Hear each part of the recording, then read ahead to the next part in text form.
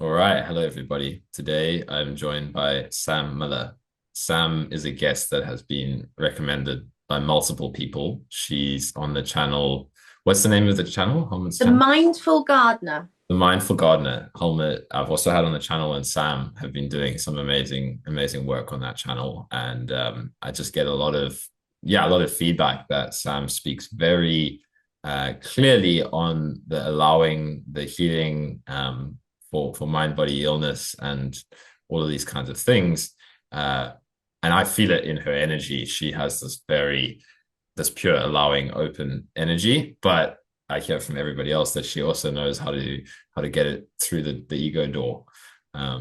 With Well, the that's the key, isn't it? That's the key. Get it So, past the bouncer. yeah, exactly. Yeah, which I just go past the bouncer with the bouncer. I don't even talk to the bouncer. I just You're not on the list. no, I just put on like an invisibility cloak and then That velvet rope is staying in place. Or not. You can just zoop past. Yes, quite. exactly. Yeah. All right. So what I want to know is yeah, a little bit about your own journey. Sam and I have been talking a little bit before we started, and there was so much great stuff coming up. Like, okay, let's record and get going. But Mm. yeah, what has been like your personal journey that has kind of gotten you to this place where, as I said, I can feel it very clearly. It's very clear the total openness to everything. Yeah. And Well, yeah. if there's journey and journey, obviously I'm 57, so it'd be a bit flipping long to go through the whole thing. But What's the key um, points? Yeah. let me just kind of briefly go across it. So, came from a background, violent, difficult father, very controlling, very sort of upper middle class, conservative background in English, typical Tweedy, sort of hunting, shooting, fishing, Right. completely not a match for me. Didn't feel safe in my environment, didn't feel safe to be me. Very mercurial father, I said, so that immediately set up a problem. Right. Uh, then, went to boarding school, all of that, da da da da da. And at the age of, I had a big surgery in my teens, which I survived, which was I had a fall and I had metal put in my back. That was okay. During which time my mother died. Lots of stuff going on. Yeah. Either way, I had learned to suppress my emotions. I'd learned to suppress who I needed, who I was, and became a version that was acceptable. Mhm. Um, Escaped home, went on, trained to be a teacher, did postgrad, blah, blah, blah, all of that, and ended up working in the realms of mental health, Right. in prison, and in secure psychiatric settings because that kind of called to me. Mm. Because in a funny way, it was a match. Having gone to an English boarding school, prison really wasn't that different. I kid you not. Right. Um, and was still had this whole thing going with authority. Now, that's my sort of background down to there. But I started to develop signs of chronic fatigue syndrome When you were in the in working, my 20s. oh In yeah. my 20s, yeah. And really, it wasn't even recognized. And I was extremely lucky that I had a fabulous GP where I was living in London who did sort of recognize it before even the BMA Mm. categorized it. So realized, yes, there was some elements of pacing and this, that, and the other, and mindfulness involved. He was kind of amazing. Obviously, it didn't get to the root of anything, but Right. it did give me the ability to get over the worst of it in six Yeah. months. Okay, it wasn't extreme, extreme, extreme. This is what you'd call sort of stage one, sort of mind body in this way. This is where the knock on the door was coming. It's like, oi, Mm. you've gone off the path. We need to get back Mm. now because we've got a measure of safety for you to now, having escaped that life, having escaped that situation, for you to start becoming yourself. But I didn't realize that then. So I carried on being, the version of me I had to become, etc., etc., etc. And then, you know, had this sort of mild to moderate CFS for years, blah blah blah. Then I had to have another operation, which I probably missed out loads at this point. Some massive stuff. It's so hard when you're thinking about your biography. It's just Yeah. And you're only then, 25. It's like, yeah, I my God. can imagine. No. Yeah. So and then I had a massive crash after that because surgeries are often ignored as part of the tipping point in Right, like our the load here. trauma on the physical body of the surgery. Yeah. And just incomplete survival responses to that, because they'll drug you up and all of this. So I learned a very important lesson there. So then I completely floored and was in bed for a couple of years then. Oh yeah. At which point things had moved on, became acquainted with there's a London hospital had a department in chronic fatigue there, which was fantastic because he was one of the first people who understood. He combined the sort of somatic side of it, the psychological side, with the somatic side, and he got a lot of hate for it. He was actually the lead, the psychiatric lead at Bart's Hospital, who was amazing, and I went on to do some work with him afterwards. Right. Fantastic guy who's now retired, etc. But that was the first inkling. It's like, oh, okay. So started to realize he diagnosed me with CPTSD for starters. It's like, right, okay, there's something going on here under the covers that we're not aware of. So got myself better, back to work, etc.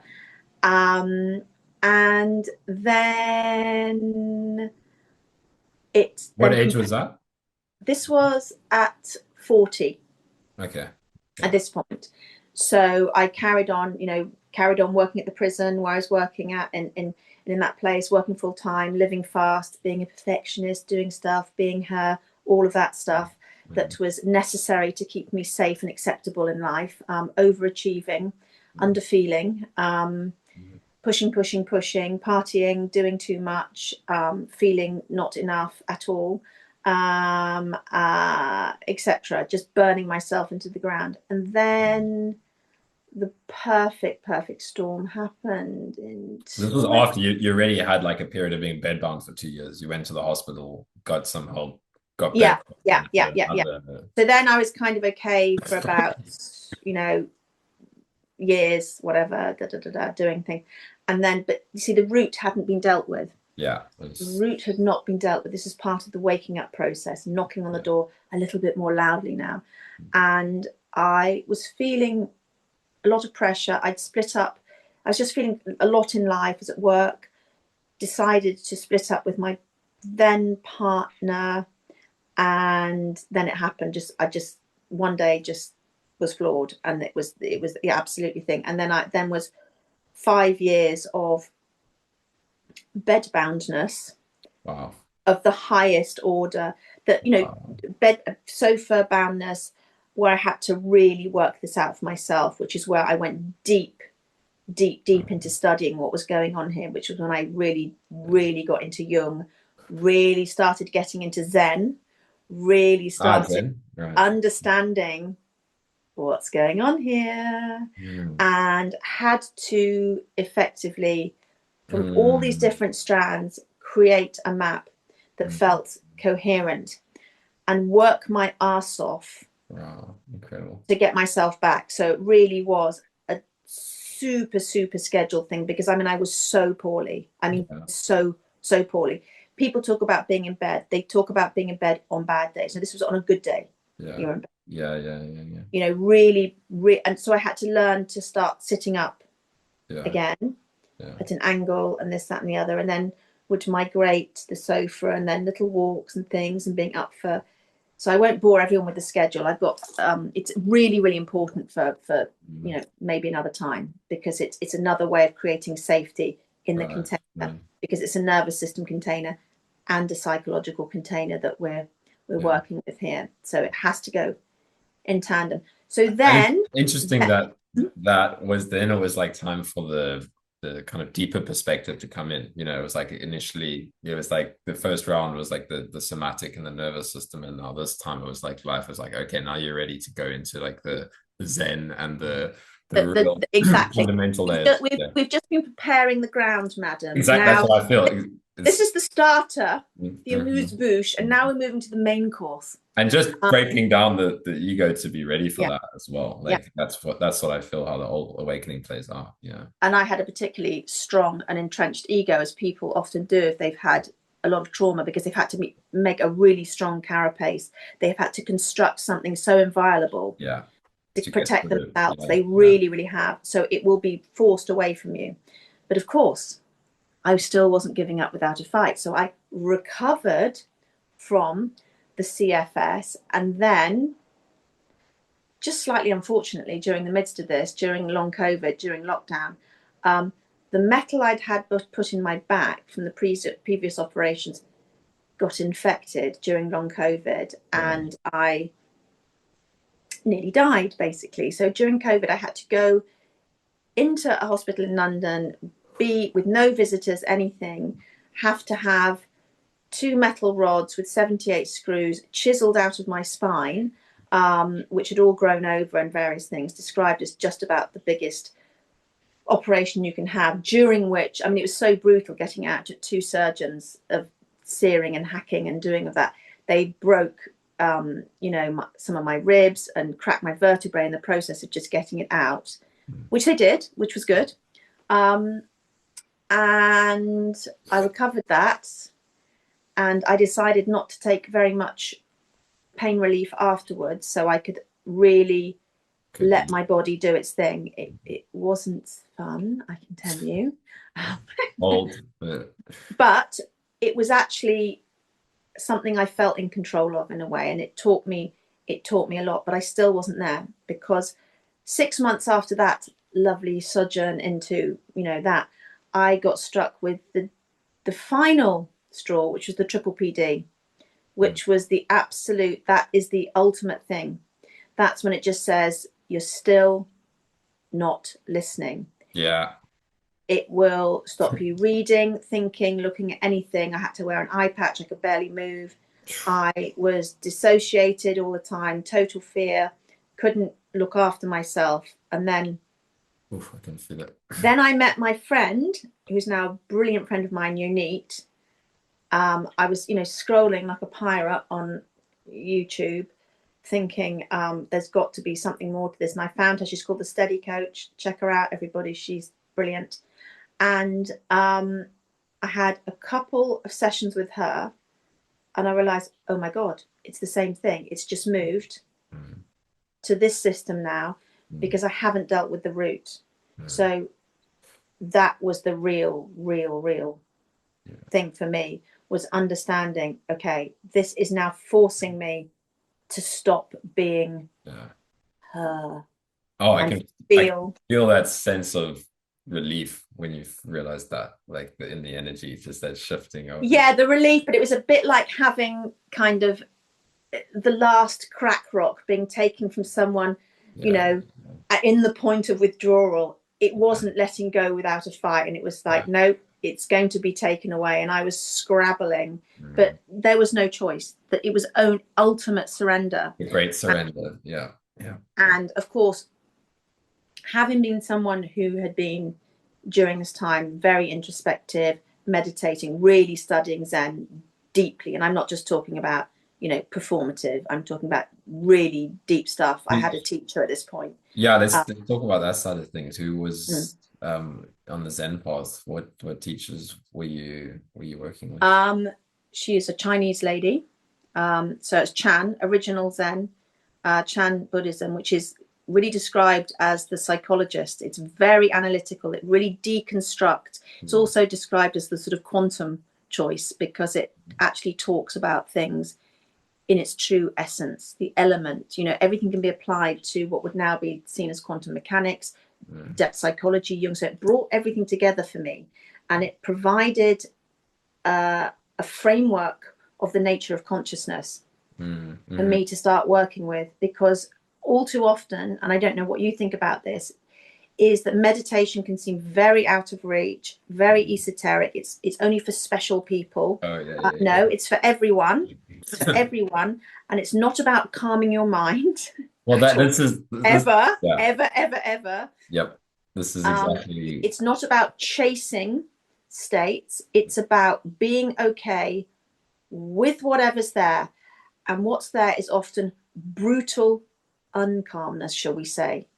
Ongoing, relentless chaos, fear, annihilation, all of that. And you have to develop the container within which to hold this thing. And it's about understanding how it works.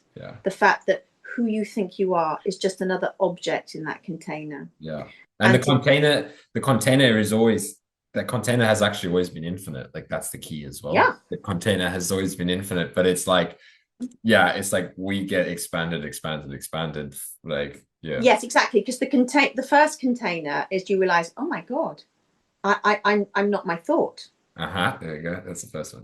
Wow, I'm a thinker. It's like, right, okay, so hang on. That's one container, sort of Russian doll, like, who's the one that knows I'm the thinker? Oh my God, who's, and it's just like go back and back and back until you reach the point of just like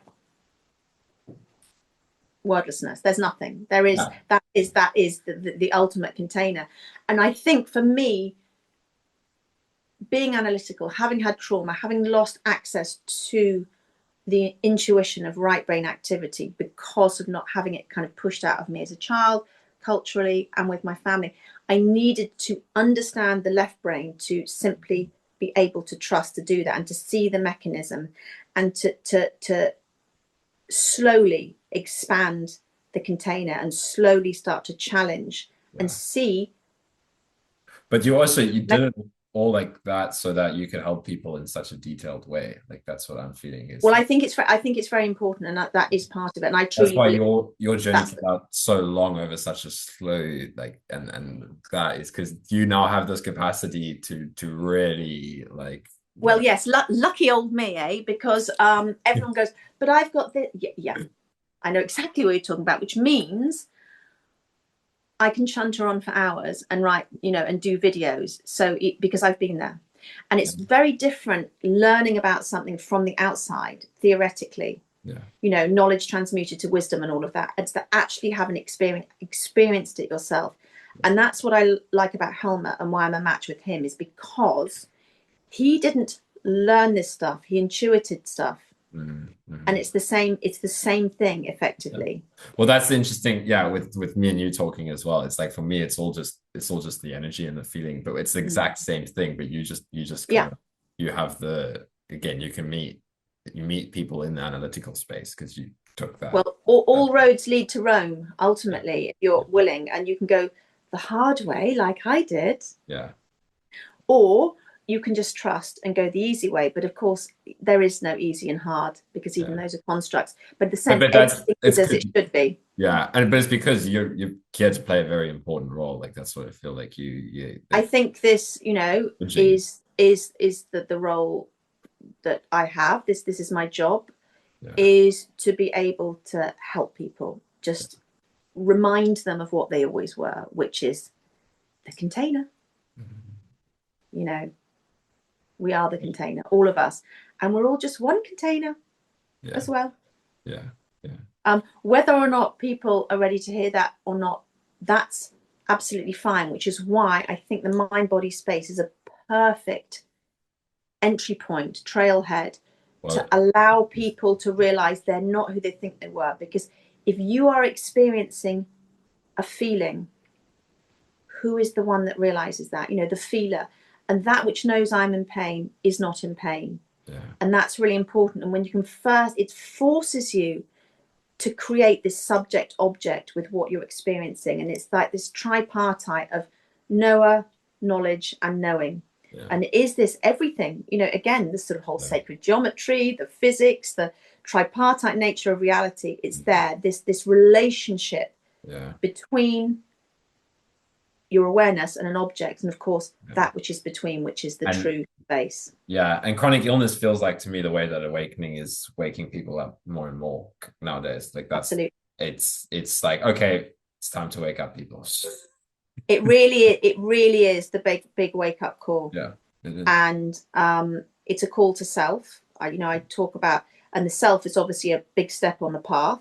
It's another container. It's a bigger container. It's not the ultimate destination, but the true self, as Jung would call the totality of the psyche, exists at a higher, truer level. But there's still a separateness to it. Well, exactly. That's what even the self goes, like all the true self. The self. Well, that's ultimately the awareness. People might call it God, source, whatever. It's that Jung would call it the unus mundus. It's the thing beyond. It's the sea.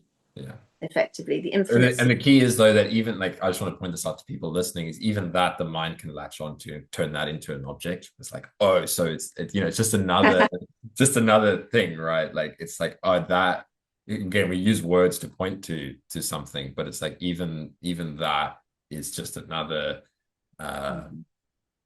Well, it's another concept, another concept. object, There we go. Another concept. another Yeah. It object can't be put into being reflected to us. yeah. And it's that old sort of Zen thing about the finger pointing to the moon. Well, You there we need go. the finger to point to the moon, but just people still think you're the finger. It's like all these sacred texts. Yeah. People start worshipping the instruction manual rather than embodying and understanding what it's teaching you. So these are stages there's a stages on the path, but in terms of Buddhism, it's like you use the boat to get to the other side, but you have to get out of the boat.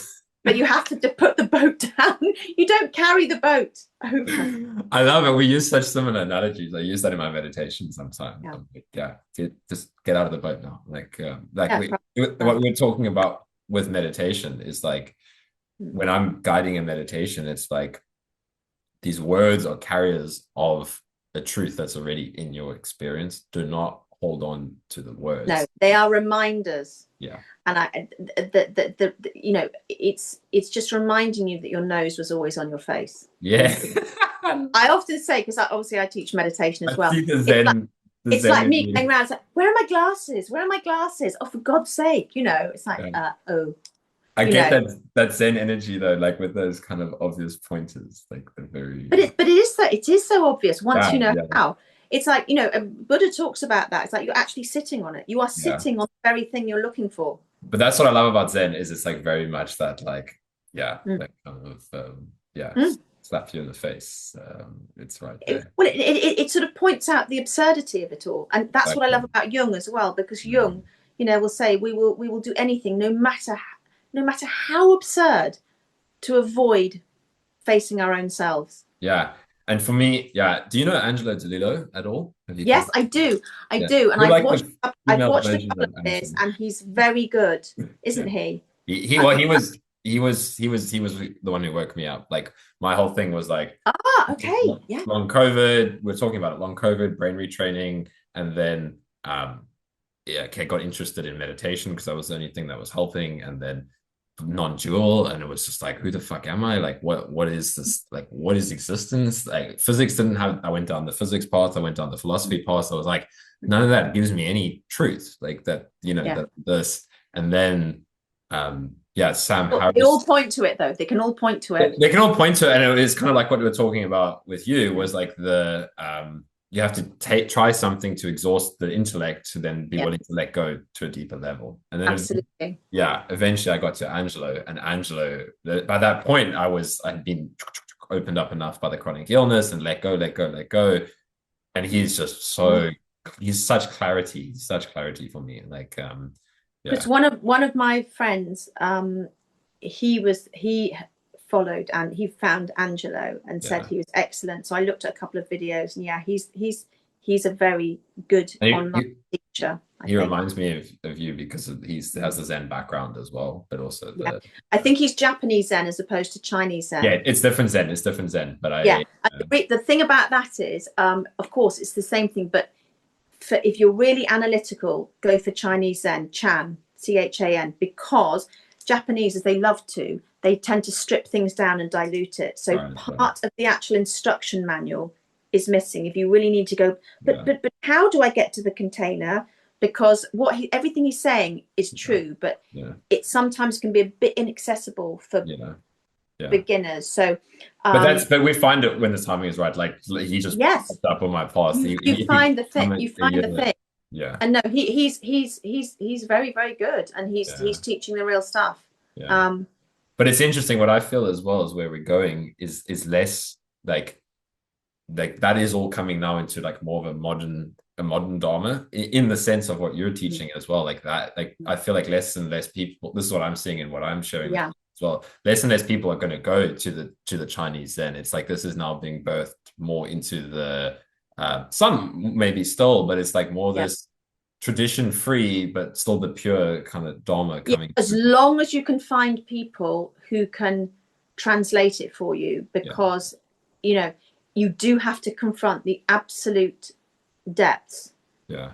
the darkness. There is no way around. There's no bypassing. No. And But this is what you're teaching, right? You're like, this is what I feel. I feel the clean truth of Zen coming through the mind body yeah, space, or the yeah, like the pure awakening. But yeah. it's like awakening has decided, oh, I'm not going to constrict myself to the spiritual path anymore. I'm going to go where there's the suffering. Suffering is the most, and that's Well, this is it, and we've got to make it accessible for everyone, yeah. because you have to remember a lot of these traditions were written as well, 2,000 years ago, for people living in a village as an ox herd. Yeah. We've now got to try and Well, this apply is it. It's becoming more and it more in a clear. way that is accessible for people who don't really have any philosophical or conceptual understanding, whose brains have been so stultified Yeah. by kind of the short-term fixes of social media and all of these things, and a very fragmented society. You have to try and make it accessible But to in that, then yeah, get the root in. So whatever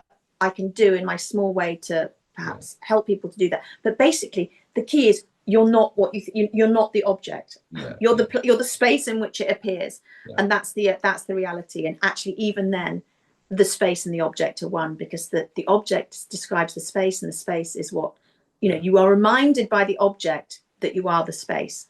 Okay. And that's its purpose. Just as a mirror, it is the big thing in Chan, is like, you wouldn't know it's a mirror unless it's reflecting something. It reminds us that you're the mirror, but not to hook on to the reflection. Oh yeah, I feel ever that. If anybody listening, don't worry, like your mind won't make sense of what's what's being said here. No, but like that's the beauty of Zen as well, is like there's a transmission there, and I can feel it in my body and the energy, that there's like a very one of the ways I describe it, if I'm looking at you now floating in the cosmos with your background, we so often miss the space around something. And physics represents this so much in history. So we would just see Kyle there. We forget that round Kyle is a space. It's either the space on the screen that's blue with images on it, but we never see it. We will edit that out because we've become such materialists. We no longer see the space. And, classical physics, if we think about Newtonian physics, was all about the object. It was about the matter. Well, this is it. Yeah. It's all. And we realize it's not. It's actually about the space. And this is where the sort of new science of quantum science, quantum mechanics realize it's not about the object. It's about the space. That's the thing that's real. And the object, and there's actually no dividing line here, like between the object and the space at all. No, it's just a but we completely factored out emptiness about the space, and emptiness is worth talking about, because people, it sounds such a simple concept, emptiness, but there's emptiness as an object, and then there's the true emptiness. So the true emptiness can hold both emptiness and fullness. And a lot of people mistakenly, particularly in these hijacked meditation sort of protocols we have now, think, oh, I feel really calm, I feel really empty. That's not the true emptiness. That's an object that's blankness, called wuji, if you like, in Chinese Zen. But people are then hooking onto that, and then they're chasing after calmness, which is another form of suppression and repression. Because that's still a dualistic construct. Like completely. This is Angela points so nicely to this for me. It's like it's like you were saying, there's all these stages and these awakenings and these shifts, but what eventually happens is like the absolute and the relative dissolve completely into one, right? The emptiness and the form are not even separate anymore. It's like this is the emptiness. This is the emptiness is not anywhere. Emptiness is also not apart from form, right? It is pure. Of course, form is empty. Emptiness is form. That's the Zen thing, because you couldn't have the object. You can't have the thing inside without the container, and both in one describe each other. They are intricately related, but they are still separate in their concept. But as they are the oneness in that respect. That's what they call the codependently arising. Like it's Yes, and yin yang is the obvious, motif for that, because it's like you don't have a front without a back, you don't have an up without a down, you don't have a happy. You often say when I'm teaching, how do you know what happiness is? And people will go, oh, because I feel that. No, because you know what unhappiness is. That's how you know. You have to have the contrast. Yes, exactly. How do you know what pain is? Because you've been pain less. Yes. If there, it would be the new world order. You'd only have Yeah. that. Well, it's like this. Ah, man, I love this. Yeah, we did a deep session the other day, like a deep meditation, and the theme was existential terror, right? In the group that was coming up, it was obliviation, annihilation. This like, yeah, and not everybody felt it at the same level because the mind, certain people will be really open up to it, and certain people will be processing it at their own mental level. But yeah, and I wrote a little bit of something after that, and it was exactly that. It was like in that space, that's all that gives birth to the light, right? It's like it's exactly what you're saying now. Would there be happiness without I can feel the energy now. Would there be happiness without the sadness? Or like there's only the light because there is the dark. It's one. Yes, you couldn't. You wouldn't know that daytime existed without nighttime. Of course, it's self-evident. The difference is to be the space in which both nighttime and daytime can appear, and then it's not a problem. You know clearly as well. It doesn't mean you're detached. You are non-attached. So you see, oh, that's pain. I understand that that's not nice, but I'm not attaching to it. I'm the space in which it's appearing. It means you don't blank out. You can completely be with something without becoming engulfed by it or entangling in it and see its true nature. You will still live in the world. You will still have that's a nice cup of tea, but you realize you're not dependent upon it in that sense. You haven't fallen into it. You just recognize it wordlessly for what it is, because it's obvious that's pain, but you don't have to label it. It's like and it's like it's non-attachment, not detachment, like in the sense. Oh, people get that so wrong. Yes, exactly. So there's detachment, and there's non-attachment, which is the middle road, which is which is just but it's like we're using all these words, but it's just this this endless spontaneous unfolding of reality itself. And can we talk about, this is the very, very interesting thing, is why that's so important. What these non-dual teachings knew thousands of years ago has now been proved by physics and neuroscience. So what is it for people, say, recovering from a chronic illness, which of course is just a karmic cycle, a loop, a complex, a neurocircuit, whatever you want to call it, habit that's operating below consciousness in our memory? Well, how does it get made? It gets made by attachment or detachment. I like it, I don't like it, and that's what makes it more. That's the same thing as karma. What is the thing that extinguishes it? The same as what extinguishes karma. Non-attachment. You look at it, you allow it, and therefore the order is switched off. And it's happening also at the quantum level. So everything exists as a potentiality, as you know. Everything is out there. It is our giving it a strong focus that collapses the wave function and makes consciousness and material.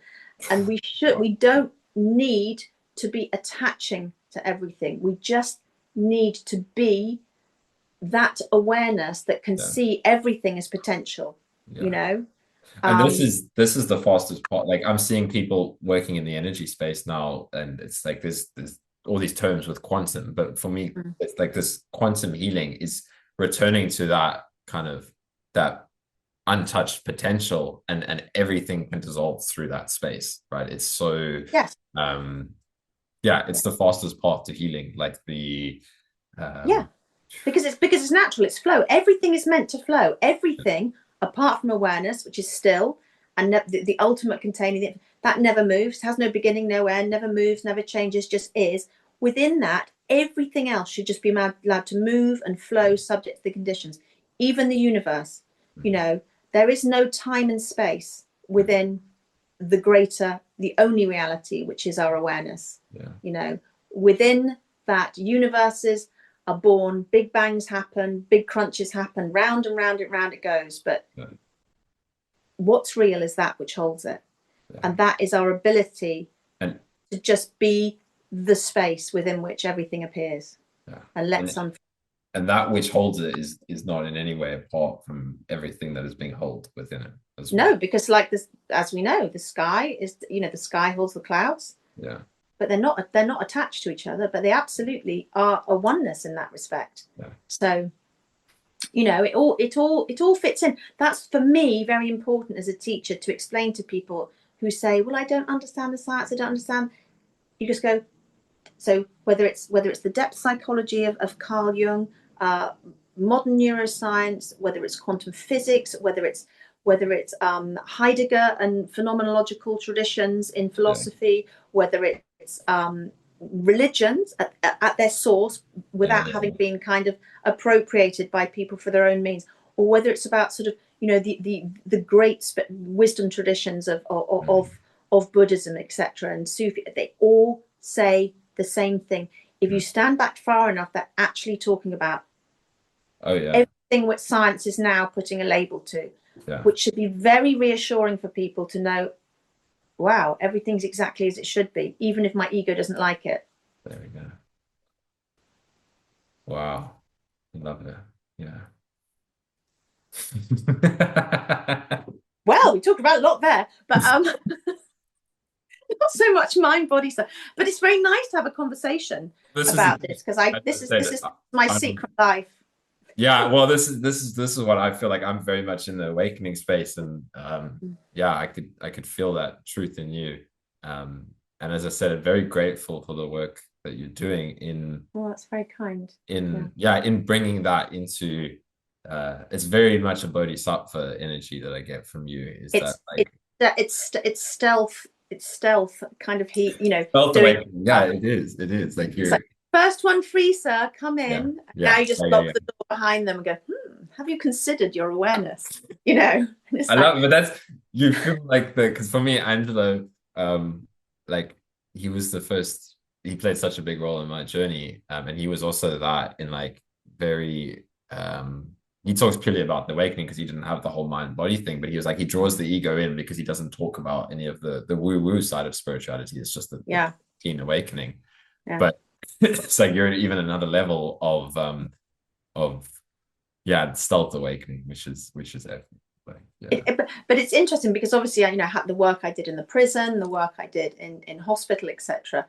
You have to meet people where they're at, because these are the Well, conditions. that's a You real have to, teacher. if That's a people real only speak a certain language or in a certain state, you have to make it yeah. relative to them. And in my meditation class I went on a Monday now, I've actually got 2 children come.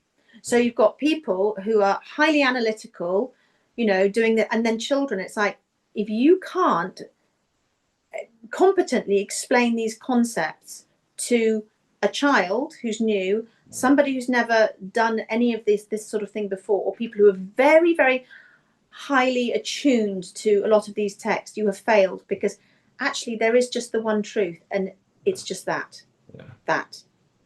thatness before anything labels it or makes it into a thing. And isn't that brilliant for us suffering with these, well, suffering with suffering, because suffering is just another object, but we don't have to then suffer Yeah. over the suffering on top of that. And Yeah. to get back I mean, to remembering we're the space in which the suffering happens. and the suffering is the doorway to that truth. Like Angelo would say this, which was always so Yes. key for me. It was like suffering is what's saying, look here, look closer. It's like suffering is the path. It is. Well, as Buddha said, with great suffering comes great awakening. Yeah. With no suffering comes no awakening. Yeah. And with no offense to some people, I mean, I'm just thinking of somebody like Kim Kardashian or someone. I'm probably completely out of kind of sync on these things. Which is a celebrity. She doesn't appear to be suffering. I mean, of course, she will at some point probably, but because so she's living quite a different life where she's not having to consider the nature of. But that's her own, like her own soul. Well, that's where she is in this particular iteration of the game, so to speak. And no one's right and no one's wrong. There is no good or bad. There is no anything in that sense, because it's all just the day and night thing. And it's We're all at different just stages. consciousness. It's so interesting. It's just consciousness, awareness, or love exploring itself in all these different layers and levels, and giving birth to this incredible game. And at the same time, there is the individual soul experience that going on its journey of like awakening and kind of so that it can come back, and sometimes it has to go much further, and then it will always be called back to the mothership, so to speak, and in whatever way. And some people it happens early, for you as a youngster, I mean, at your age, I just wouldn't have But just, it's the level that consciousness is at now. There's a lot of people coming in, like younger people waking up early. I think so. And I think because in terms of, you'll be familiar with the idea of the collective Yeah, unconscious with Jung and stuff. So because we are all one, there is a dimension of the collective, which when things tip too far, the great balancing nature of day and night, of black and yeah, white, means that it has to be a corrective. And this yeah. is happening not just on our personal levels and healing journeys, but collectively. And there's a lot. Yeah, I mean, there's a lot of this And happening we're now. so we're Yeah. so lost What exactly? conscious Yeah, level yeah, that it's calling upon this great corrective, and people are having these deep experiences, yeah, or deep nihilistic experiences first, to yeah, feel the void of, a lot of people in a terrible state of the nothingness. yeah, Nothing's working anymore, and it's like, what's it about? And that's the point of just going, everything you thought you were, everything you thought was important just isn't. And it is happening earlier for young people, I think. yeah, yeah. It's the massive dismantling of the identity Yeah, that yeah, that gives birth to the awakening to unfold. yeah. Um, but yeah, there is this. Yeah, there's a lot.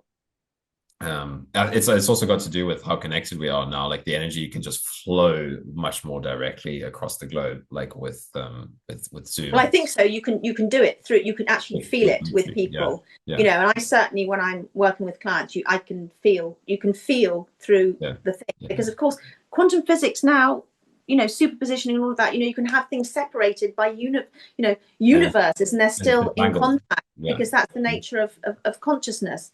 Oh yeah. It's it's none of this is kind of woo. It's just stuff we This is haven't. different ways to talk about it. It's like Yeah, you can put it into the scientific content, and that's what I'm getting. Life's pulling me into all these like crazy energy healers and people like that, and I'm like, it's the same thing. It's just different packaging. It's just yeah. different, and it's It all coming absolutely together. it Yeah, absolutely is. But a word of caution here, yeah, as she looks over her glasses sternly, is just to say that people, you have to be very careful as well, because we can be, the direct path is easy, the side paths, don't do yeah, those. There's so many side paths here, yeah, and it's easy to then become a seeker, and that to become your new thing you're chasing. It was the six pack and the lifestyle, and now I'm going to be a seeker.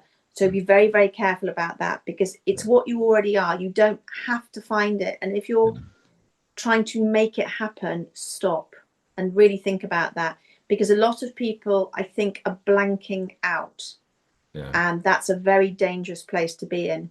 yeah, If you're trying to do this, trying to to make your sort of polish the ego and get yeah, yourself, the last costume of the ego is spiritual, yeah. and it will always Oh, hide, absolutely. Yeah, you know yeah, and that's um that's what we're both talking. Like that's a very good point, and that's what we're both talking about.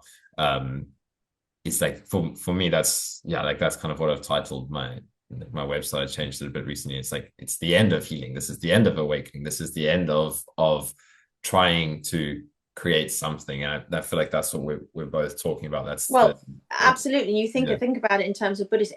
Awakening is extinction, it's annihilation, it's it's the complete annihilation yeah. of. And people go, no, you want that. And the one that's frightened is your ego.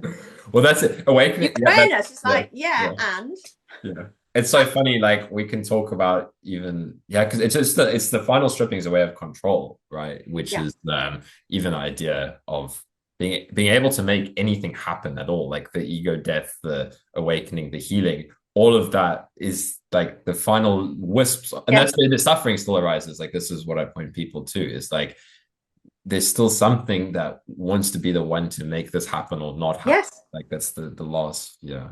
I'm booking in for ego death. I'm going on an ego death retreat. There's going to be a lot of muslin and waftiness. It's going to cost quite a lot, but I'm going to come back on a Monday. You can't do that. Yeah. It's the point at which, when you stop seeking, the thing appears. You have got to just put it down, let it go, be the space for it to arrive for you. Yeah. And this is the end, like you say, of all seeking. Yeah. There is nothing to seek. Yeah. It will find you when you stop looking. But the true you think it is not. But and let me just explain for people who feel freaked out about the sort of ego thing, is that the ego is who it thinks you are. That's who you had to become. And I'm just thinking about in a Jungian term now. It's the role we had to play to get this far, to survive, so that we can now use Yeah, the ego to overcome the ego. it was a We developmental thinking, process. Yeah. yeah, we need thinking to overcome thinking. We need mind to overcome mind. But don't confuse yourself with the toolkit. And the ego's job was just to maintain a very small concept of who you are. So the idea, one, that you even die.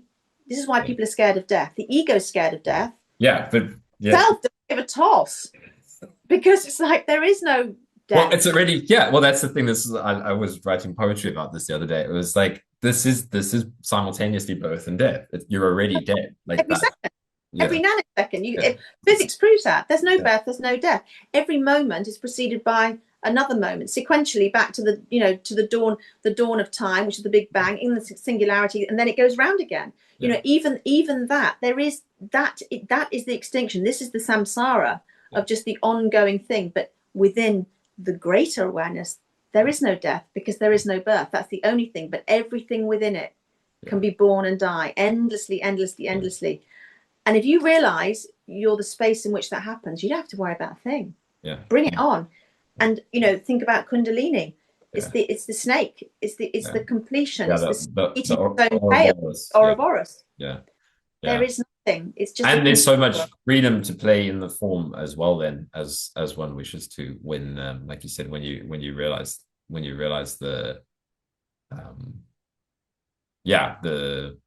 that truth, however we want to put it into words. There's a, like, for me, this is also what I share with people, is the spontaneous, like, the individual is free. So it's all like, there is no individual, there's no birth, there's no death. But through that realization, the energy of the individual becomes completely freed up to express in this form as it wishes to, to kind of play out the role that it actually came here to play. Yes, absolutely. Which is to sort of train, if you like, to untrain, to go back, is to uncondition, if you like. And we can see ourselves, like me, just living an idiotic life, all the things we chase, and you think, oh my God, how ridiculous. When at 57, I think of all the stuff that was important, and that was necessary to see the illusion of that. Yeah, that was like the comic cycles that you needed to play out as well. Was all of course, and we need to feel it all, because we need to fully feel the darkness to feel the light. And you can't. There's no bypassing. There is no bypassing, and that's a key point to go back. Like, I love that you brought that in, because we were talking about, like, this is the end of seeking. Like, there's no going. I'm going to a retreat to wake up and all of that. But it's also the authenticity of wherever seeking feels like it is, like, that's what burns out the seeking. Like, wherever it feels like there's still, like you're saying about the suffering, wherever it still feels like there can be a rock to look under, like, to just allow that energy to go there. It's like that's what allows the great surrender to happen as well. Is that kind of authentic seeking. If it feels like there's something there, then go look and see it under the rock. Oh, okay, it's still not that. It's still not that. And so it's like, yes, it is like one of those, kind of, you're hotter, you're cold against it. It's like, oh, for God's sake, I give up. Oh, it's here all along. But you have to constantly search until you just exhaust it. Well, that's it. The ego's job. That's the ego's job, and it will do it when the conditions are ready. When those karmic cycles, those complexes, those neurocircuits, those historical loops, whatever you want to call it, are able to then hold that when it's a match. And that's going to be completely beyond people to understand at this point, but it will happen, because it's an evolutionary move towards it's just flow. It just is the nature of things. We are designed to be this, and this is something wordless and nameless, and it is a function, an ability that is simply aware. And we get to that in whatever ways we need to. And with the pain and the suffering everyone has, the stronger the object we're experiencing, the more willing you are to realize you're not the object. Because you have to keep reminding yourself 1,000 times a day. And I, as I was doing so much of my own healing, rather it was doing me, was this learning to just let it do it and letting go. It's just like, who is the one having the thought? Who is the awareness behind it? I just began awareness, awareness, awareness, thousands of times a day. Yeah. Yeah. And to try and just remind me to be the space. Yeah. To let it happen. Yeah. Yeah. I love that point. And then another pointing for people is like, this was a really helpful one for me after that, was like, you get that sense of awareness. And then Angela helped point this to me, was like, oh shit, what's that, without even the label awareness? Like, it's like, yes, because it wasn't the awareness. It was yeah, just hand on the door. Yeah. Yeah. It's like then in the indefinable, the complete, the indescribable, because it was like, okay, yeah, the self, come back to self, come back to the awareness. And that's such a great starting point for people. That's the beginning inquiry. And then it's like the awareness trap, which is oh, okay. And that one day that just got so interesting for me. It was like, oh shit, what is this? Like, I've found it. I've gotten like used to the sense of self, this like kind of, this me, this I. And then it was like, wait, what is that without any labels? Like, that's the next inquiry. Yeah. And I have absolutely, and this is what I love about Chan, is it literally labels each stages of this. So your ego would be your number 7. Yeah. Your number 9 would be the higher self, what Jung would call, your individuated self. And beyond that is your number 9 is actually beyond karma, because it's the one that just goes allow. Well, that's it. That's what we're still not the ultimate awareness, because you're still having to do it. Sorry. No, but yeah, that's it. Like, and that's what, again, that ties in with what I was saying with like the fastest path to healing as well, is it kind of, it goes beyond also all the karmic cycles, is to just kind of, yes. Yeah. It just chops it off, because you're letting it just play out. And you can see it if you look at an fMRI scan on a neurocircuit. So if you've got a neurocircuit of pain and you just simply allow it, it's not going to go immediately, because if you want it to go, you're still attached to it, which is the problem. You're still reordering it. The ego still has an opinion. You're re-educating the ego to become the self. And then the center of consciousness, you're re-educating that to become awareness itself. The only thing you are attaching to is that which cannot be named. So in time, this neurocircuit literally just withers out. So people often don't understand, oh, I'm allowing, but I still feel this symptom. Yeah, because it's quite a big order. This is a neurocircuit, a habit, a karmic loop, a cycle, whatever you want to call it. But each time you allow it, it will fizzle out and die. And you replace it by that allowing. So what the new karma is, if you like, on this step, is that of emptiness, is of allowing. That's the new kind of memory bank. And so it will just evolve naturally. And this is what's quite interesting as well, is it like, it's cool when beings wake up, and this is the transmitting, this is the sharing, that it actually starts to process the karma of other beings as well, because we're all completely connected. Like, this is what what I'm doing in the group containers is like, if you just sit in that frequency of that and transmit it like energetically or through words. For me, it actually happens a lot through the breathing now. It's like I can just breathe the energy, because the words is still actually too much. Like, I still use words to meet the ego, but it's like people don't even know what's happening. Breathing the energy is like it's working out the karma, and it's like it's working it out through this physical nervous system, because I just keep asking for it. I'm like, work more through the system, and it works.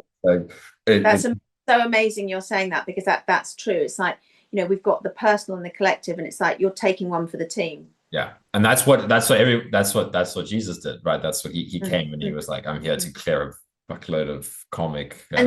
And so many people are, because it's the field, because we are all one. There is no separation, and some people are just in a position now to do a bit more kind of clearing up. People say, okay, I'll take some, I'll filter a bit of that. I'll do something allowing for you, and it's all part of this great big collective field in that respect. So I mean, this is clearly understood at the sort of macro and micro level, absolutely.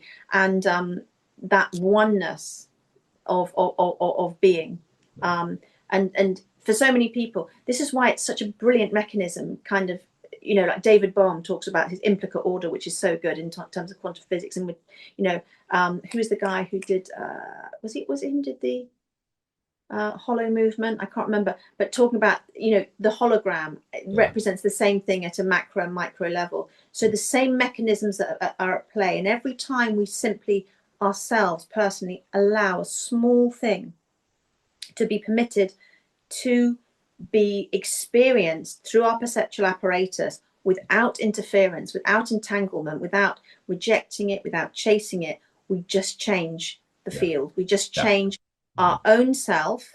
We change everything for everyone else. And then you can get more and more up there till you're really taking on even greater levels of allowing. Yeah, and it's fascinating how this will play out. Like, again, this is what I love about the internet and the podcast space is I'm connecting with all different people that are doing this work through different modalities. And it's like, yeah, you can, some people are doing it kind of in the open and like sharing on YouTube and working with people one-on-one. But there's people that are just walking around and transmuting energy through the earth, through the space. Like I notice as I'll go into a certain space and I'll just start burping out energy because it's the collective. It's like whatever's there is now kind of it's a conduit for That's so interesting. yeah. And you can, it's a bit like you can sort of just connect with people in a different way, I think, because just another layer, another veil of separation gets removed. So you are, it's just the nature of nature, because we are all one. You only have to look at a baby and its mother to understand that, the connection there. And then that becomes this sort of separation as ego develops, and we become, very much a fixed identity. And I think going back to what you were saying about young people now more waking up, we live in such a culture now of sort of private identity. We are so invested in a separate self and an egoic self that it's terrifying. But I think again, it's like it's always the polarizing nature of life itself in that. But that is accelerating the wake. That's how it was for me, which is you're absolutely right. Because you get to play out the separation so much quicker. It's like, oh yes, I'm a separate individual, I'm a separate self. You create all these profiles on the internet, and it's like you become more separate, more individuated than ever, and then you outgrow that way quicker than ever. It's like, okay, I'm done. Thank you. Totally. It will absolutely. I was reading something from Jung last night about Kundalini, because he wrote a book about a series of lectures about Kundalini, and he was talking about someone, I can't remember, I'll just paraphrase this and probably bodge it, but talking about Hinduism and talking about love and fear, love and hate and blah. And he was asking some Hindu mystic or whatever, is in how many lives, if you are invested in love, how many lives would it get you to get closer to God? And he would say 7. He said, if you're invested in hate, how much quick? He said, only about 3 lives.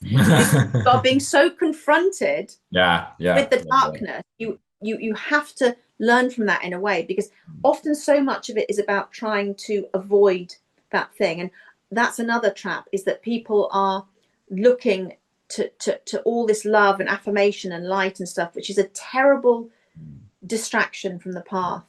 And it has to be seen as one of the great sort of maras, if you like. It is really sent as an ego trick, but everything will become clear when you're ready. So it's no problem. It's still playing its role. Yeah, exactly. It's still playing its role, because at the moment we're not ready to see.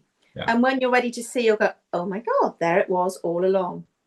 But it's accelerating. It's accelerating like big time. Like I really believe that. And I mean, your like I say, because you are that age and you're seeing that in people. I'm certainly seeing a lot of younger people getting ill, and even children getting very poorly, quite with these conditions of extreme attachment, if you like. So that is the invitation for them to accelerate, I think. And there's also, it's interestingly that there's beings that are coming in that are also coming in very awake without having to go through so much. Like I've met some guys on my channel talking about and it's clear the transmission, like the very clarity of awakening.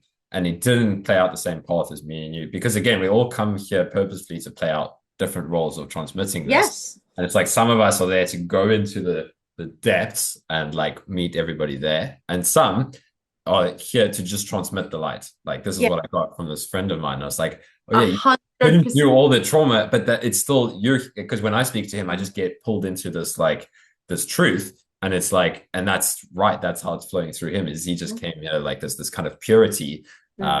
to transmit to everybody that's kind of in the suffering as well.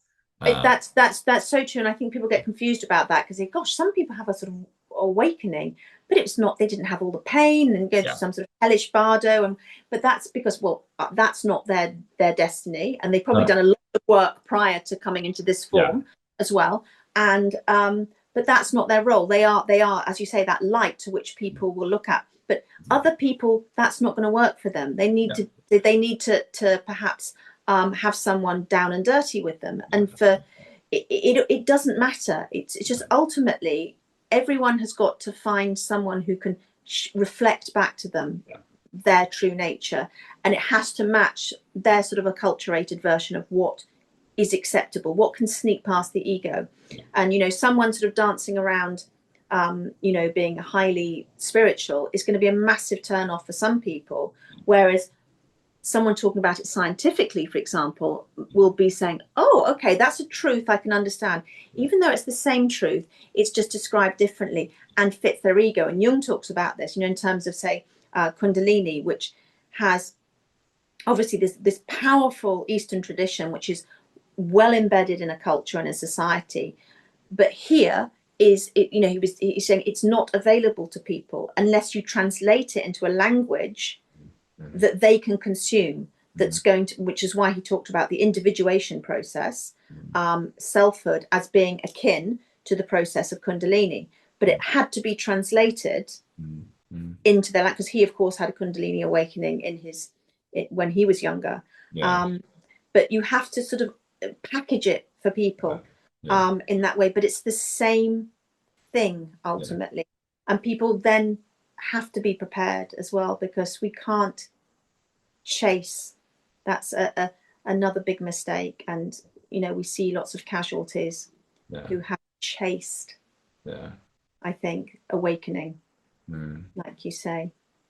Yeah, and for me, it's really like what I point people back to is the trust side of things from both sides, and like how this wants to express through someone. So like when it's time to share, also, but finding your way to that is the trust of the like the resonance. Because again, this is not about the mind level. This is No, about the um we could use different words, but you're actually everybody is coded to know exactly what their own path is in the sense. absolutely. Yeah, it's all Yeah. there, and you have to trust it. And the same with the teaching, though. Like that's the cool thing, and like how people are sharing this from a different Mm, perspective. Is it's that trust. It's like you have the knowing in how this wants to express through you, mm, and I have the knowing in how this wants to mm, express through me. And mm. that's where the intelligence of this whole great unfolding can really flourish. Is in the trusting of trusting where it's guiding you, and it's still the Yeah, same process. It's like when it's playing out as the seeker, you trust that, you trust that, you trust that until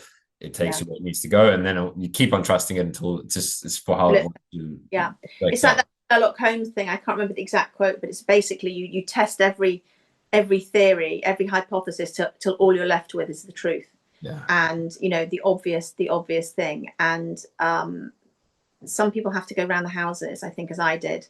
yeah. But that means that I'm now in a position to talk about people going around But the this, house. but this is it. This is what I feel is that you chose that Yeah, whole path for yeah, yourself because you yes, can play such an important role now. yes. That's why I said I have so much gratitude because I'm like, oh wow, like you set yourself up for a big mission. Lucky me. Very, very bodhisattva of you, like where you're like, okay, I'm gonna like wait until at this point, and you came into the planet at the time that you did as well to like, have this. Well, yes, and everybody has their role, and even Chan would talk also about people. Everything is your training object. We know this. Everything is there to teach you. The Holocaust is a training object for us to show us ourselves. Every single thing we are doing. So every single thing we interface with. Donald Trump is the perfect training object. Okay, Yep, exactly. because It's we a reflector. It's a reflector see of our. ourselves reflected in him. Jung would call it a projection. Everything we hate about ourselves, the ego hates, it will locate outside of ourselves. But if you actually make the mistake of thinking that you are separate to that and you're not that, you're in trouble. Yeah. There was a wonderful Then it film. gets complicated. There's a wonderful film called The Zone of Interest. I don't know if you saw it. I haven't seen it. If you haven't, it's one of the, if I'm teaching people about the shadow, it's the best film I've ever seen about the Holocaust and about the shadow and the light, and it's centered around concentration camp, and it's got the camp commandant and his house living this beautiful life, and then there's a death camp next door, and there's a wall separating it. So you've got the dark and the light, the shadow, and it's very interesting to see how people respond to this film. Because frankly, if you don't think, oh my God, there for the grace of conditions, I could be the Nazi, or, because people just will sort of say, I could not be that. And it's the person who protests most, that's their darkest shadow. They're looking at themselves. If you don't think, I could be Donald Trump, I could be Jeffrey Dahmer, I could be Hitler, good luck. Better luck next time round is all I'm saying, because you will have to learn that. You will have to. And, I'm going to just clarify this a bit for people who are thinking, what the hell is she going on about? When I was working in prison, I used to work with some people who've done some very bad things. I used to work with paedophiles and sex offenders and people like that quite a lot, who were in a separate group for obvious reasons. They wouldn't have lasted 2 minutes in the mainstream population. And I always had a policy of never looking at people's folders of before I kind of met them. I'd know what their offense was, I know how, but I wouldn't do that. And you'd come across someone, you'd think, oh, that you are the most disgusting human being, that part of you, and how could you do that? It's incomprehensible. And there's all these people saying string them up and blah blah blah. It's like, and then you look at their notes and you go, how could this person not be a serial paedophile given the history? There's absolutely no way they couldn't be. And for anybody who's now saying that's not the case, you need to study more, because really every single thing happens because of a sequence of events. Everything. This is the causality.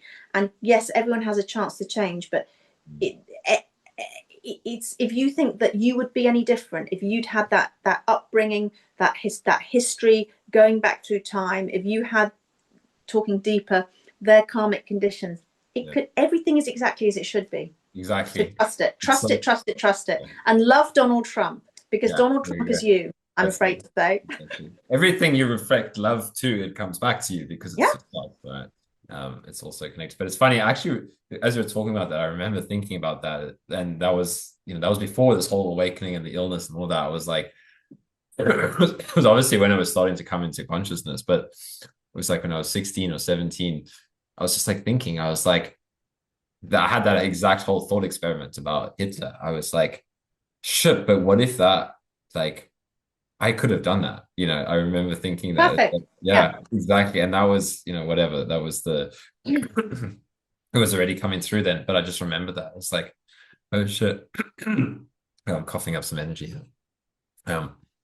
It's the othering. When you think the people are other than you, forget it. Which is why certainly the whole kind of vegan thing is so obvious. It just would be sort of glaringly obvious, because you are what you consume, and by consume I mean attached to. So it's, if you don't want violence, don't attach to it. If you don't want hate, don't. In that, it doesn't mean that hate can't appear in your container, because this is not about suppressing. This is not about this is the whole point. But you don't attach to it, you simply allow it. And you understand why it's there. And it's funny about, like, for me, like, after this thing, I just became, as I've shared multiple times, so sensitive to energy. And it's like, I can have that, like, when I'm staying with my family, like, they'll cook. I do better on a vegan diet, but if I eat meat, I experience the energy of what that animal went through. So absolutely you will. And in Zen they would say you're eating suffering. And what they mean by that is that the energetic quality of that you take on of an animal that had a sentient being just like you, that had an experience, that didn't want to die, that for your greed, because it's all about, that, which is fine, you have that choice, but you also have to realize that there is effectively kind of a payback, not in a kind of punishment way at all, but it's just like, no, you chose that, so you changed the field. Yeah. You know, you give love, you get love. You Yeah. know, it might Exactly. not be immediate, and you don't. And by the way, you don't give love so you can get it. It just Yeah. happens as a But yeah, consequence. yeah. That's for me. Or like I love devotion. Like it comes back to like devotion to the field, devotion like to giving, and the trust, the field, and it might not always come back in monetary form or whatever, but the field will reflect back. Like if you're putting Yeah. out this devotional, loving devotion to truth, devotion to yeah, for me that really comes through like in this form. The And field it reflects it back to you. Yeah. has to be without wanting it either. You Of cannot detachment. be investing it with no attachment whatsoever. You do it because it's the right thing to do, because that's, you know, you allow that to happen. And it doesn't mean also as well that you don't have strong opinions about things in terms Yeah. of, so, you know, if you see something happening in front of you, as long as you do it in a non-attached way that's wrong, you intervene, you know, you save the Well, this person is for me in front of like the bus, you know. yeah, this is Jesus flipping the tables at the Yeah. temple. That was pure devotional love as well, but it was that came out as fiery rage in that Mm, moment where it mm. was just like this is, and that's what we were talking about before, Yeah. like this feistiness that comes through you. It was like this is fucking bullshit. Like Yeah. this is not what. Because you're showing people themselves, and in that context, okay, so the money lenders and this, that, and the other, and blah blah blah. It's you know, anger is about boundaries. We have these physical bodies because we're here to learn something about the nature of nature, basically that we are this bigger space in which it happens, and sometimes we have to draw attention to it by getting angry, by and getting sick, Yeah, by all of these things. And if people, it's a bit like when we've lost the path and like, excuse me, you're off the path. It's like, yeah, yeah, whatever, until you just get slapped around the head and well put in that bed. It's like, well, now I'm listening, yeah, you know. totally. And that's what has to happen. But then we think, God, calm down, to sort of Jesus flipping the tables. This is a bit hysterical. It's like, Right. well, I've actually been saying this Yeah, for kind of some time, but no one was listening. well, But all exactly. you can see is this apparently dramatic event, read chronic illness, dramatic event, read breakdown, whatever it might be, Mm, not realizing that every single thing was lined up like this perfect row of dominoes that started right there, yeah. you know. Oh, I love the way you made that link between like yeah, Jesus flipping the tables in the same way that like yeah, it will play out in the body in the exact Yeah, it's the same energetic cycle. Yeah, of like I'm trying to say something, I'm trying to say something, I'm trying to say something, you're not yeah. fucking listening. Mm. And then boom, yeah, dramatic event. But it is the truth. And the thing is, he was non-attached to it, so he wasn't doing it in that Well, case. that's exactly it. It But wasn't from identity. it It was was just yeah, not correct. It just was a mismatch. Here is a place of worship, and here is a place of attaching to material things. And they were at odds, they conflicted. So he was pointing out the anomaly there yeah, by just doing something dramatic to go, well, yeah, what's the problem? So people would debate that and be confronted with the inconsistency. He wasn't saying, I have a feeling this is making me very cross and I'm angry and I need to no, uh, outlet to make myself feel better. I need to solve the crisis in the Middle East because it makes me feel uncomfortable personally. You know, before that it was Ukraine, before that was Sudan, before that it was, you know, bring our girls back. Whatever it is that triggers you yeah, to see your own and yeah, be with your own yeah, feelings. yeah. You know, It's the disruptive frequency of love as well, or the like we were talking yeah. about earlier, the nature, right? The powerful force of nature. That like it's that to be like, I'm here to also blow up the systems that are We false. have, Yeah. you do have to blow things up. This, I mean, let's think about the energy of awakening in many forms. Kundalini, I talk about that a lot. You know, it will literally burn you to the ground. Yeah. Yeah. It That's it. will destroy. It's like kind of scene from Apocalypse Now. You Yeah. know, it's so annihilating. It Mm, has to be, to totally. leave what's left. It's like that forest fire that is the great cleanser, Yeah. that's happened in nature to bring forth the next thing. And it seems dramatic, and it is dramatic It's if you happen to attach yourself it's to dramatic for the identity structure. Like for their identity structure, yeah. but for the truth, the substrate that is the awareness, it all makes perfect sense, Yeah. because it then provides the space for the clearing for that next thing coming along. But this is why we must keep stepping back and saying, who is it that Yeah. is suffering? Who is it here who is offended or upset or needs to fix and why, you know, because yes, we want to help if we can, but we have to be brutally honest what the motivation is. Yeah. And then it can flow through clean once that is dissolved. Like that's the key. Like, yeah, people Yes, trying to do it from a space of identity. It's like that is dirty, like in a sense of it it is. is. It is. It is. It's not. It's It's polluted because it's going I like through. the word distorted. Distorted Yeah, it forces. is a Yeah. distortion. It's like a sort of prism that's you It's know, distorted. refracting it in that way, because it's having to go through your ego structures Yeah. to try and feed them. Doesn't Yeah. mean that it's not right that you shouldn't give money to the cat sanctuary, or try and sort, you know, have an opinion about what's happening in Gaza, but you have to be honest about why you're doing it. Yeah. And Because there's more direct, efficient ways for this unconditional love to flow than through the distorted prism of the ego. well, the most efficient way, of course, to change the world is to change yourself and wake up, because naturally everything will unfold as it's meant to. You will attract the right people, the right conditions. You'll be in the right situation to truly help from a different place. And this is, you know, this is why we have to work on ourselves. But isn't it a great ego trick for us all? You know, we all think, oh, I'll just sort them out. I'll just sort out those people. And meanwhile, they, ha ha ha ha. You know, you missed a one here. You just kind of, I won again. And every confrontation with the ego, you know, with the self, is a defeat for the ego, as Jung said. So we have to be very, very aware of the higher self on this path. And it's a fundamental stepping stone to get away from the ego. And if you can see that thing, you're not it. You know, Yeah, and the ego can't fix itself. Like that goes back to what we were saying the earlier. part can never understand the whole. Yeah. Never. Because it can't see it. You know, it's Plato's cave. You can't. It won't believe there's anything outside of itself. Yeah. Because it doesn't fit the structure. And you know, this is why we have to go beyond and trust. Even if the ego can't, and we're operating, we have to trust there's something so unbelievably sophisticatedly brilliant in its mechanism that is beyond our frail, pitiful egos to understand.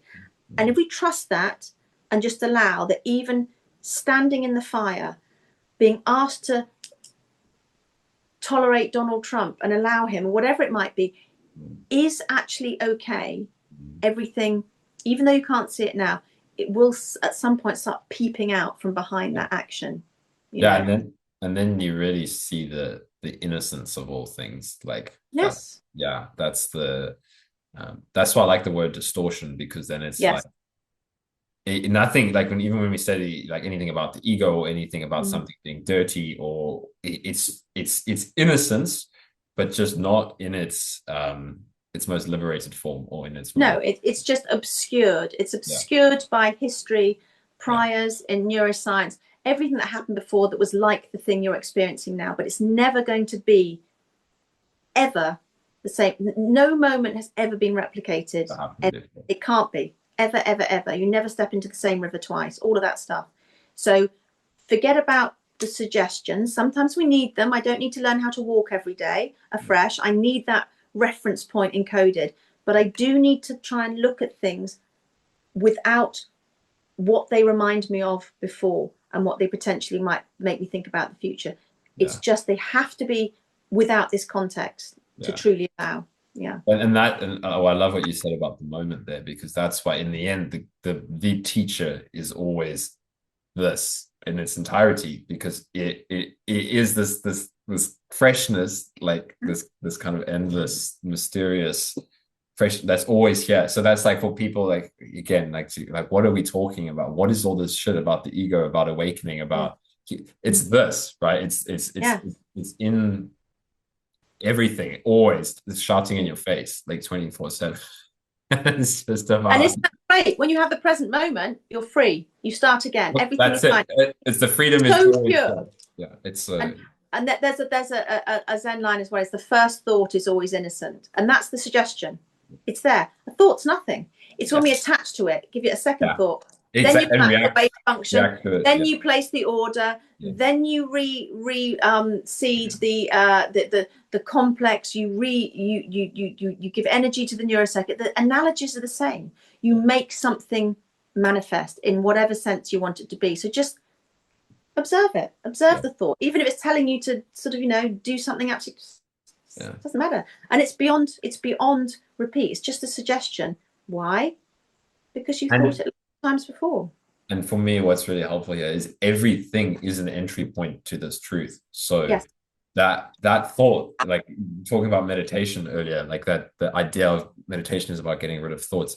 The truth is in that thought that you're trying to get rid of. It's like Angelo points to this really nicely, which is like a very specific type of meditation. Mm. He calls it. It's so helpful though because it's like the entry point is in the thought, like the one that the mind Mm. is trying to Mm. um it's like that thought, like try to let it go. But even what is it made out of? Because that is the same thing as what's looking out at it. But like the Yeah. mind is always trying to hold thoughts at a distance. And it's like you said, that's when it turns into the next and the next and the next. But it's like go closer to the thought. Well, what is a thought even without any like Yeah. what is even a thought? We talk about thoughts so much, right? It's like, oh, a thought. I know what a thought is. You have no idea what a thought No. is. It's except to describe you, except to show you you're aware of it. All it does is show you the awareness, and the like the reflection shows you the mirror. It's like, oh my god, there was me, messing around with this thought, this reflect. I mean, and you see with all this stuff with the mind body stuff. Just to go back to that, yeah, people trying to change their thoughts. Are you yeah. crazy? Yeah. What a waste of time. It's literally, yeah, I love what you said. It's literally, it's reflecting back to you that you are aware that you are. Yeah, and it's like, and then To remind you, yeah. it's the deck chairs on the Titanic, right? It's like why try to change the thoughts? Just Well, jump into the Titanic. yeah, exactly. You've forgotten the space in which everything happens. But and how could there even be? And we know just like it doesn't even just even on the plane of neuroscience, it doesn't work. Yeah, You've just ordered it. Every time you push it away, yeah, yeah, it creates more of it. Like with everything, which is why, as you say, it's a great teacher. Thoughts are brilliant in terms of in meditating, observing, because it's like there's and it's good and bad yeah, because we're very happy, by the way, to try and see things as just an illusion if we don't like them. But hey, what when we like it? That's really tricky. It's so easy to attach to happiness and say, oh yeah, but unhappiness, that's just the delusion and I'm just the mirror. It's having these, being able to be as non-attached to both is so yeah, tricky. And there's that thing with Buddha where he's sort of sitting under the Bodhi tree and being tempted by all the loveliness, all yeah, the yummy things, and he's still, allowing it all. And then being, shown all the dark stuff, which is like the bardo, which is the dark night of the soul. All of this shadow but you have to be impassive to mm, both, yeah, you know. yeah, yeah. And one more point is also like once that is all seen and clarified, then thought can actually function innocently as its creative expression. So like it also doesn't mean that we have to reject the dual experience or the even like then it can be fun. That's even when like the people talk about manifesting through thoughts and that, but it's completely from a place of it's like there's non-attachment. It's like it's the liberated yeah, like that doesn't have to be rejected either at all. Like the creative Yes, it's a well, tool. It's a tool. yeah, Like mind becomes a tool. You need your mind's there when exactly. you need to use it, Yeah. but it doesn't lead. It's the servant. It's Yeah, the exactly.